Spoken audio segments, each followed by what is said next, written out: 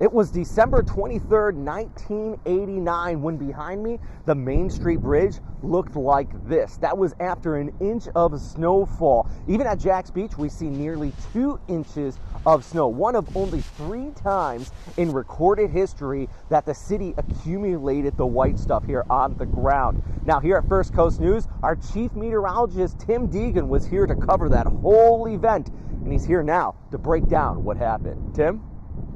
Major cold weather event for the Christmas weekend of 2022 certainly causes us to reflect back on what happened in 1989. Now, with this particular event that we're having now, the weather moving west to east, even as significant as it is right now, the polar jet stream west to east, and I would say that was the first big headline.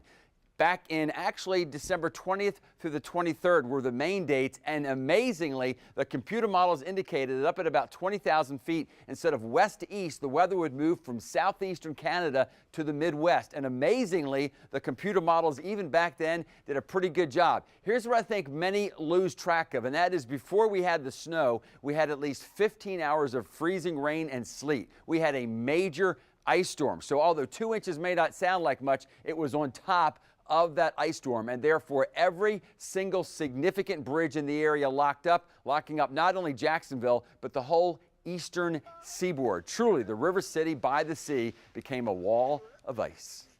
And as Tim mentioned there, the whole city was at a standstill due to those icy conditions, but it didn't stop some people from having a good time and taking some photos back in 1989. I actually reached out to the First Coast News Weather Watchers Facebook page, and these are some of the photos you all shared with me there. Thank you very much for that. If you have any photos you ever want to share with us, be sure to check out that page. I'm meteorologist Robert Spetta, First Coast News, on your side.